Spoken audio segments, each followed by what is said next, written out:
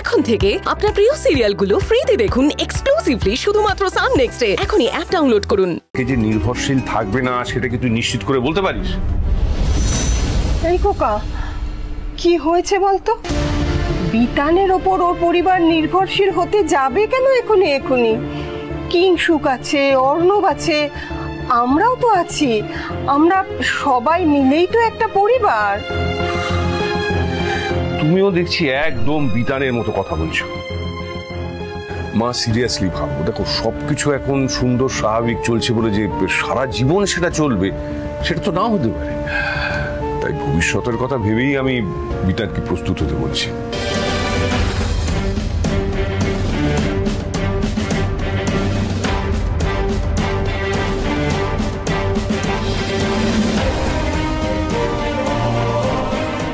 ভবিষ্যতের কথা মাথায় রেখে কি প্রস্তুতি নিতে বলছে মামা? মামা কি আমার বা আমার পরিবারের ভবিষ্যৎ চোখের সামনে দেখতে পাচ্ছে নাকি?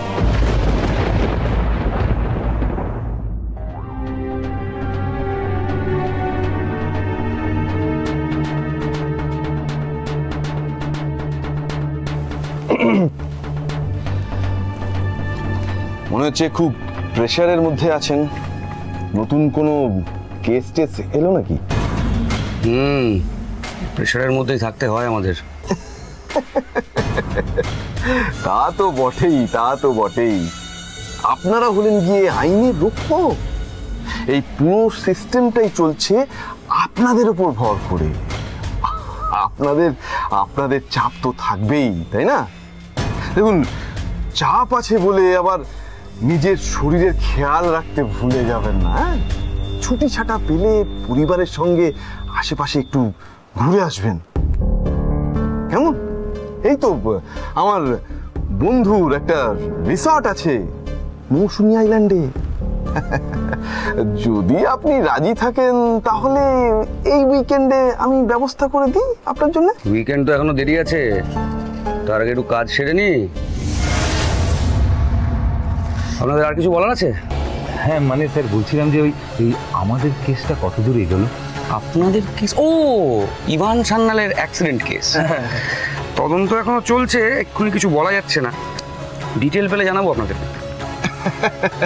তা তো বটেই, নিশ্চয়ই। আপনি বাড়ি থেকে ওই করাতটা নিয়ে এলেন না? ওটার ফরেনসিক রিপোর্ট কি এসে গেছে? তাতে কি কিছু পাওয়া?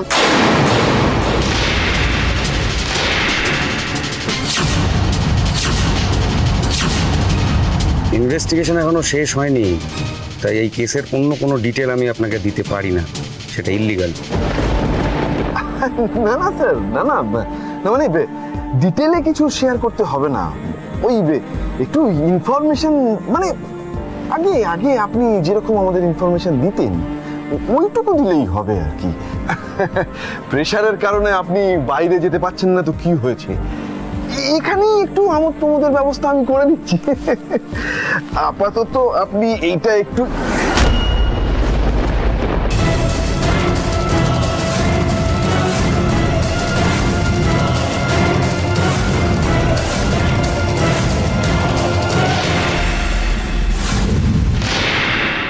ওটা যেখান থেকে বার করেছেন সেখানেই ঢুকিয়ে রাখুন, নাহলে কর্মরত পুলিশ অফিসারকে ঘুষ দেওয়ার অভিযোগে আপনাকে এক্ষুনি গ্রেপ্তার করতে বাধ্য হব।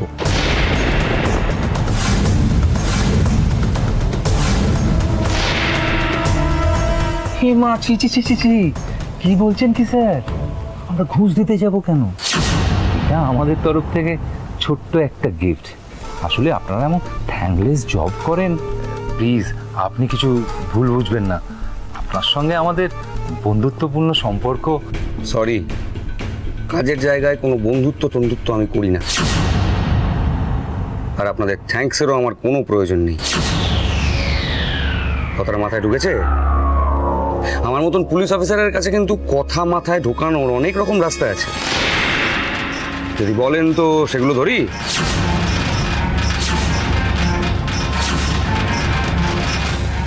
আরে না, আপনি এত চড়ছেন কেন? আমরা একটু আপনার সঙ্গে আলাপ আলোচনা করতে এসেছিলাম আর কি। আলাপ আলোচনা অনেক হয়ে গেছে, এবার আপনারা মানে কেটে পড়ুন। এই আমার কাজে তখন থেকে ডিস্টার্ব করছে, দেখতে পাচ্ছ না? কাজের সময় এরকম আজে বাজে লোক এখানে ঢোকেন কি করে? যাও নিয়ে যাও। এই উঠুন আপনারা, চলুন এখন, স্যার ব্যস্ত আছেন, চলুন। স্যার আসছি।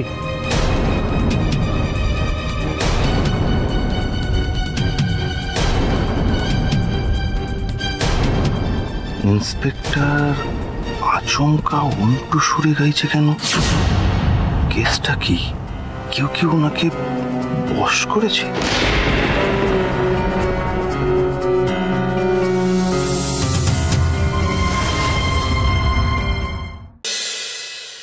বলছেন কি শেষবারের মতন ক্ষমা করে দাও প্লিজ, আমি কখনো কিচ্ছু করবো না, আর ভুল করবো না, আই প্রমিস। আরেকবার ভুল করে দেখাও না, তারপরে দেখবে আমি কি করি। কি হবে দেখি কি করবে, দেখি কি করবে, বলো। ভুল করলে না আমি বুঝিয়ে দেবো তোমার কপালে কি আছে। আনফরচুনেটলি আমার কপালে মেঘলা আছে, আর মেঘলার কপালে ইভান আছে।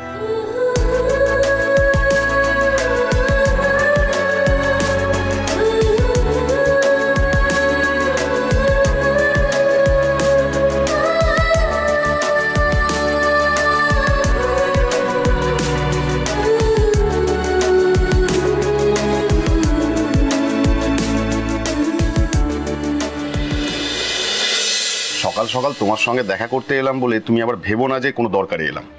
আমি এমনি এলাম না, আসলে এখন তো বাড়িতে সবার কোনো না কোনো তাড়া রয়েছে। কেউ অফিসে যাবে বলে ছুটছে, কেউ বা কলেজ যাবে বলে ছুটছে, কেউ তো আবার যারা কলেজ যাবে অফিস যাবে তাদেরকে রেডি করার জন্য ছুটছে। আমারই কোনো তাড়া নেই, কোনো ছোটাছুটি নেই, আমার অখণ্ড অবসর, ঠিক তোমার মতো।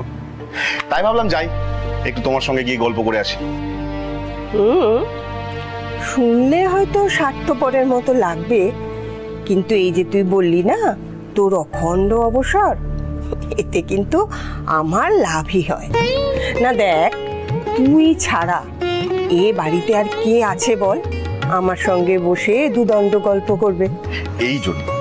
জাস্ট এই জন্য আমি তোমাকে এতটা ভালোবাসি দিদি। তুমি সবকিছুর মধ্যেই একটা পজিটিভ ব্যাপার বের করো। যে মা বাবাকে এই পজিটিভ ভাবনাগুলো একটু শেখাতে পারো না? হেই, কিরে তুই মা বাবার নামে ওদের পেছনে এইরকম নিন্দে করছিস? তো সাহস তো কম নয়।